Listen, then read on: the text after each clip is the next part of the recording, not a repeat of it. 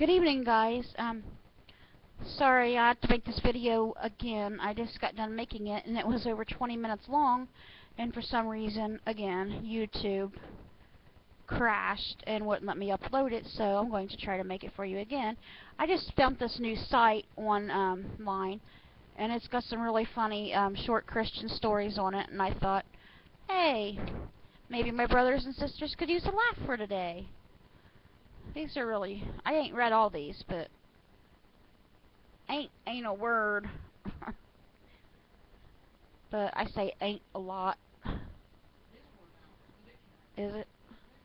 Sure said it's a word now. It's in the dictionary. What does it say under the word? Ain't a word? That's what the teachers always told us. Ain't a word. Anyway, blah blah blah. I just keep rambling on and on. This is supposed to be about short stories. Okay. Let's see. Here's one of the ones I read. It's called A Quarter for Jesus. Several years ago, a preacher from out of state accepted a call to a church in Houston, Texas. Some weeks after he arrived, he had an occasion to ride the bus to his home to the downtown area. When he sat down, he discovered that the driver had accidentally given him a quarter too much change. As he considered what to do, he thought to himself, "You'd better give that quarter back. It would be wrong to keep it." Then he thought, "Oh, forget it. It's only a quarter. Who would worry about this little amount? Anyway, the bus company gets too much fare. They will never miss it. Accept it from as a gift from God and keep it quiet." When his stop came, he paused momentarily at the door, and then he handed the quarter to the driver and said, "Here, you gave me too much change." The driver, with a smile, replied, "Aren't you the new preacher in town?" "Yes," he replied. "Well, I have been thinking a lot lately about going somewhere to worship. I just wanted to see what you would do if I gave you too much change. I'll see you at church on Sunday." When the preacher stepped off the bus, he literally grabbed the nearest light pole, held on, and said, "Oh, God, I almost sold your son for a quarter." Our lives are the only Bible stories some people will ever read. That's true. Our lives are the only Bible that some people will ever read. So we have to be very careful of what we say and do to be a good example to those people, to those others who are not Christians yet or have not accepted Jesus into their lives. This is a really scary example of how much people watch us as Christians. Very true. And will put us to the test. Again, very true. Always be on guard, and remember, you carry the name of Christ on your shoulders when you call yourself a Christian. Yes, indeed. Watch your thoughts, they become words. Watch your words, they become actions. Watch your actions, they become habits. Watch your habits, they become your character. Watch your character, it becomes your destiny. Very true. All of that is very true indeed. I went into a long story about that on the last video, but I won't do that this time because I'm afraid it might cut me off again, so I'm just going to go on with the stories for you guys. This is a good one here. This one's called The Church Gossip. Irene, the church gossip and self-appointed monitor of the church's morals, kept sticking her nose into other people's business. Several members did not approve of her extracurricular activities, but feared her enough to maintain their silence. She made a mistake, however, when she accused George, a new member, of being an alcoholic, after she saw his old blue pickup parked in front of the town's only bar one afternoon. She empathetically told George and several others that everyone seeing it there would know exactly what he was doing. George, a man of few words, stared at her for a few moments and just turned away. He didn't explain, defend, or deny. He said nothing. Later that evening, George quietly parked his blue pickup in front of Irene's house, walked home, and left it there all night. So, I wonder what the church is going to gossip about tomorrow. Could it be that George was at Irene's house all night? I wonder what they were doing. I thought that was a cute one. This is called Two Snells. Two Snells were standing on the side of the road when a turtle stopped in front of them and asked, "Do you guys need a ride on my back?" One of the Snells took him up on his offer, and off they went together. As the turtle reached the first intersection, another turtle came along and crashed right into him. My fingernail just fell off. My fingernail just fell off. My fake fingernail sure just got me. I just got for this video because I wanted to look pretty. Now look at me. Oh, dollar store crap. Anyway, as the turtle reached the first intersection, another turtle came along and crashed right into him. The poor little The poor little snurtle. Oh my. The poor little Snell was thrown and died on impact. The investigating cop for the accident began questioning the deceased Snell's buddy. "What happened?" the investigator asked. The little Snell replied, "I really don't know. It all happened so fast."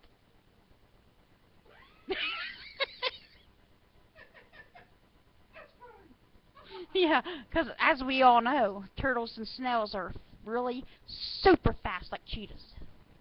Yeah. Woo! It all happens so fast. Now, where's that other one I want to read? This one it's kind of long, you guys. It's got like 1 through 11 from the mouths of children. As we all know, you never know what a child's going to say. That is the truth. Oh, number 1, nudity. I was driving with my 3 young children one warm summer evening when a woman in a convertible ahead of us stood up and waved. She was stark naked. As I was reeling from the shock, my 5-year-old stood up in the back seat and shouted, "Mom, that lady isn't wearing a seat belt."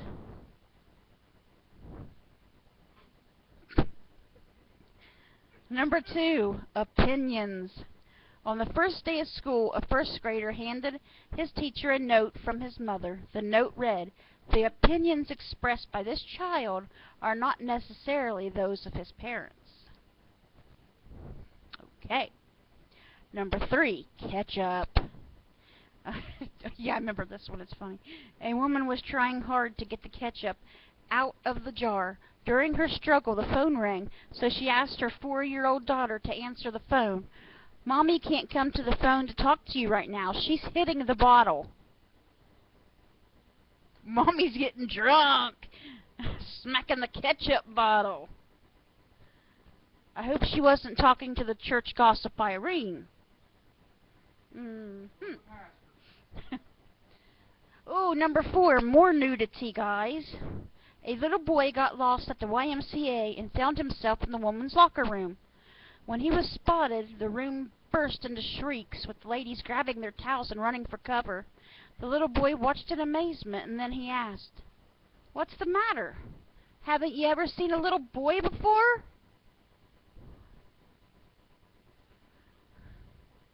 Let's see. Police number 1.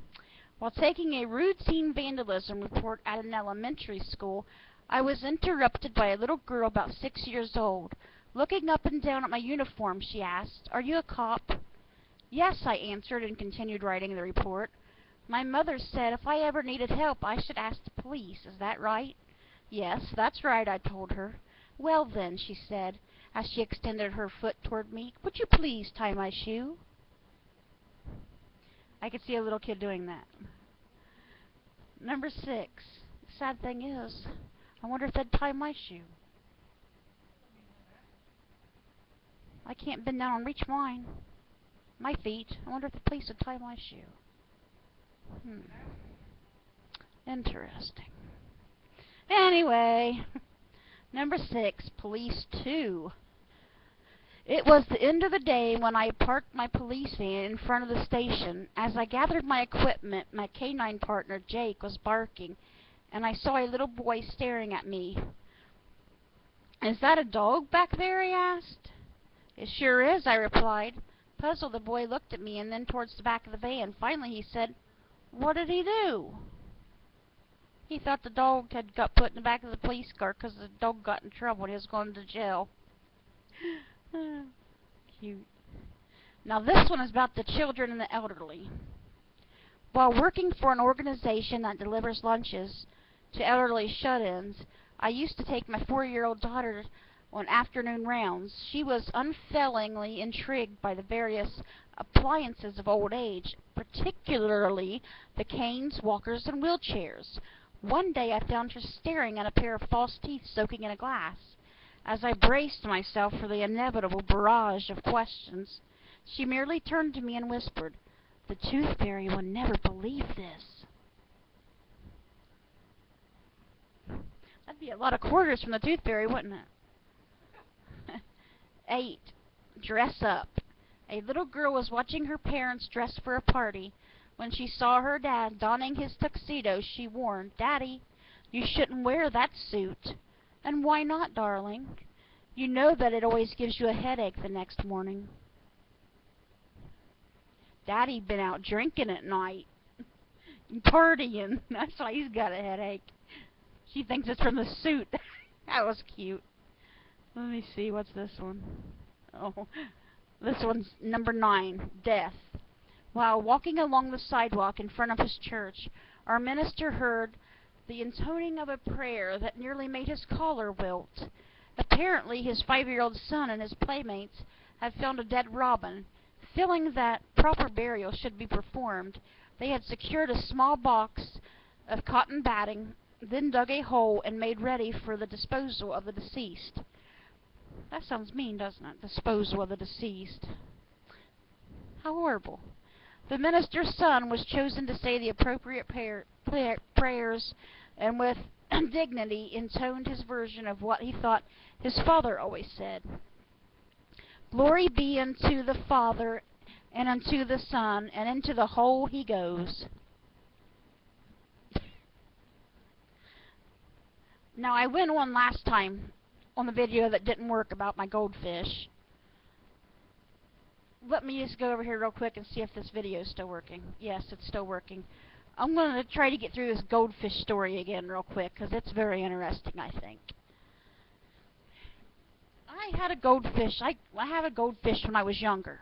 I can still remember burying that goldfish in the yard. Okay, I used to bury stuff all the time like that too. Now, I had this, this goldfish was special, because still to this day, for some reason, I can't keep a fish alive, but that goldfish, by the name Goldie, by the way, of all things, that was his name, Goldie. My great-grandmother's name was Goldie also. But anyway, about the fish. We lived in a trailer on a hill beside of Granny's house, which was down the driveway a ways. She lived in a house, we lived in a trailer on the hill, and our trailer, we were really poor, so we didn't have running water, we didn't have a bathroom, we didn't have no heat. So it was winter time, and at winter we went to stay at Granny's house because she had heat and running water.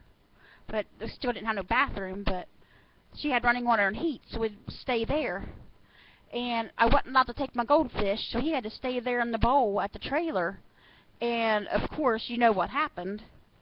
The water froze, and the goldfish froze in the water. It turned into a solid block of ice in there. It's a wonder the bowl didn't even explode, but it didn't.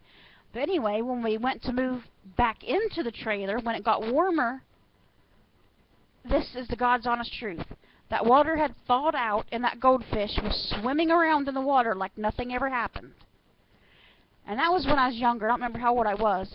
But then, years later, I still had that goldfish when Mom got married and moved away, and we just couldn't get along, and my aunt ended up taking custody of me when I was 16, and I took that goldfish to her house. I still had that goldfish when I was 16, and that goldfish was still alive. I don't remember when he ever did die, but He lived a long time, that goldfish, and I still remember burying him in the yard. But anyway, I don't know why I thought I had to tell you guys that story, but anyway, I'll go on with the last two of this story. Number 10, school. A little girl had just finished her first week of school. "I'm wasting my time," she said to her mother. "I can't read, I can't write, and they won't let me talk." Now, I remember I went into a long story about this one, too. My niece, when she started kindergarten, she's in the 9th grade now, so this has been so many years ago.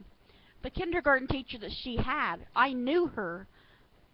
She wasn't my kindergarten teacher, but she was my sister's kindergarten teacher. I remember when I was in the 5th grade, which was still in the same building as, it was kindergarten through 5th, so I was in the 5th grade, which was clear down at the other end of the hallway, and kindergarten was way up here as soon as you walk in the door. You could hear that teacher screaming at those little kids clear all the way down to our classroom with the door shut. But I was petrified of her, and she wasn't even my teacher. Most kids was. But anyway, my niece had her as a kindergarten teacher, and St. Patrick's Day story, since it was St. Patrick's Day yesterday, she had told the kids, and you know how little kids forget stuff when you tell them, and they forget about it and just go ahead and do it. But anyway, she had told them don't be pinching each other just because they didn't have green on. You know, because you're supposed to pinch somebody if they're not wearing green for St. Patrick's Day. Well, anyway, later that day, Abby had pinched one of her friends, a little boy, because he didn't have green on, and that teacher started screaming at her from the top of her lungs. "I told you not to pinch each other," blah, blah, blah, and she got in trouble. I don't remember what happened, what the teacher did to her, but, jeez. I just thought that was crazy. She still remembers that story. I mean, you gotta watch what you say and do to kids, overreact, because they'll remember. She was only 5 years old, and she still tells me that story. She still remembers that to this day. And she's just turned 15. So, 10 years ago, you know. So anyway, the last story is called Bible. A little boy opened the big family Bible. He was fascinated as he fingered through the old pages. Suddenly something fell out of the Bible. He picked up the object and looked at it. What he saw was an old leaf that had been pressed in between the pages. "Mama, look what I found," the boy called out. "What have you got there, dear?" With astonishment in the young boy's voice, he answered, "I think it's Adam's underwear." Okay. The video is still going on, you guys. It's less than 20 minutes. It's almost 18 minutes now. So I'm going to stop there so this video hopefully doesn't cut off again. So I'm going to say I hope you guys all have a great rest of the evening. It's 5:30 right now. And I hope you guys have a blessed night. And I will talk to you guys tomorrow when I continue our Bible readings and maybe some more stories. I hope you guys are having fun today out in this wonderful sunshiny day. Sherm's been out. He's been doing laundry. He went to the store, did a little shopping. I've been sitting here making videos, and I'm rambling on again. Anyway, I will talk to you guys tomorrow. I love you all. Please love one another. Be good to one another. And I will see you all tomorrow. I love you all. God bless.